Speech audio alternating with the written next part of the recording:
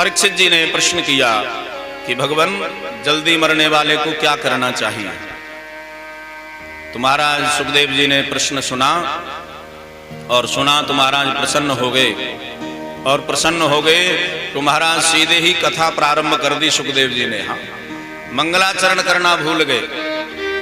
देखो, जब भी संत मिले, जब भी कोई महात्मा मिले, जब भी कोई ज्ञानी महापुरुष मिले, आचार्य चरण मिले, तो ऐसा प्रश्न रखो कि वो दुनियादारी की बात भूल जाए और सीधे ही भगवान की कथा सुनाने लग जाए। प्रेम से बोलो श्री राधा।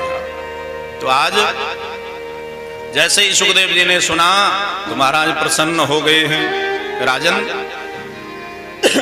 आपने बड़ा प्यारा प्रश्न किया है, और ये प्रश्न आपका अपने कल्याण के लिए नहीं है, ये संपूर्ण समाज का कल्याण करने के लिए तुमने प्रश्न किया है। कि वर्याने सते प्रश्न कृतो लोकहितं नृपः आत्मवित् सम्मतः पुंसां श्रोतव्यादिषु यः परा। वर्याने, सुखदेव जी ने प्रश्न सुना तो सुखदेव जी के मुखारविंद से क्या निकला? वर्याने सते प्रश्न, वकार निकला है। और ये वकार क्या है? बोले वकार ब्रह्म का बीज है। यानी एक बात स्पष्ट हो गई कि सुखदेव जी के अंदर क्या भरा पड़ा है? बोले ब्रह्म का रस भरा हुआ है, और जो जिसके अंदर होगा वही निकलेगा। महाराज प्रेम से बोलो श्री राधे। जैसे हम भोजन करें तो भोजन में सलाद लेते हैं ना, और सलाद में मूली ले ली, और मूली खा करके महाराज कहीं बैठ गए, और जब डकार आएगी तो क्या होगा? बोले मूली की खुशबू आ जाती है। बोलो राधे राधे। हाँ, तो पता चल जाता है कि मूली खा के आए हैं। तो ऐसे ही मानो सुखदेव जी का भाव है, ब्रह्म का बीज निकला है। तो मानो वर्याने सते प्रश्न, सुखदेव जी का हृदय जो है ब्रह्म रस से परिपूर्ण है, इसलिए सबसे पहले ब्रह्म बकार निकला महाराज, ब्रह्म का बकार। तो आज महाराज सुखदेव जी प्रसन्न हो गए हैं। राजन देखो, करने के लिए हजारों कर्म हैं, सुनने के लिए हजारों विषय हैं, परंतु ये जीव अभागा है, अपने लिए कुछ करना ही नहीं चाहता है। पूरा जीवन दूसरों के बारे में सोचते सोचते निकाल देता है। कभी सोचता है कि मेरे जाने के बाद में मेरा इतना बड़ा परिवार, इसका क्या होगा। कभी सोचता है मेरा इतना बड़ा व्यापार, इसका क्या होगा। पूरा जीवन ऐसे ही निकाल देता है। कभी परिवार के बारे में सोचता है, कभी व्यापार के बारे में सोचता है, परंतु इस जीव को कभी भी अपने बारे में विचार करने का समय नहीं मिला महाराज।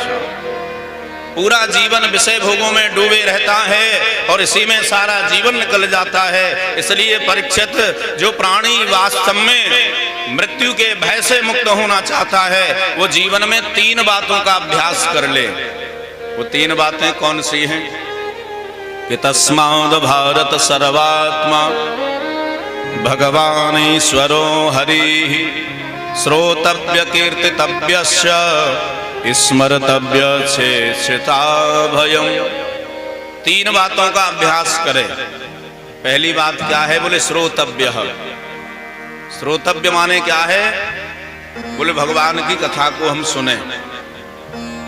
दूसरी बात कीर्तितव्यस्य, यदि कोई सुनाने वाला ना मिले तो फिर बैठ करके भगवान की कीर्ति का अपने आप गायन करने लग जाओ। और जब दोनों ही ना हो पावे फिर क्या करना है? बोले फिर माला हाथ में ले लो और बैठ करके भगवान का चिंतन करो महाराज। भगवान की कथाओं को सुनने की आदत डालो, और भाव ये रखो कि भगवान ही सुन रहे हैं और भगवान ही सुना रहे हैं। प्रेम से बोलो श्री राधा। तो वास्तव में भगवान ही सुनने वाले हैं और भगवान ही सुनाने वाले हैं। जीव की गति नहीं है भगवान की कथा में। भक्तमाल जी में एक बड़ा प्यारा प्रसंग है। एक बार पहले पुराने जमाने में महात्माओं की जमात चलती थी, जिसमें 100, 200, 500 महात्मा जाते थे। तो एक बार श्री गोवर्धन दास जी महाराज श्री गिरिराज जी से जयपुर पधारे। तो जयपुर के सब रसिक श्रोता हैं, सबने निवेदन किया कि महाराज जी आप कथा सुनाओ। तो बाबा कथा सुनाने लगे। 3-4 दिन कथा हुई, रैदास जी का चरित्र हुआ और बाबा ने पोथी बंद कर दी।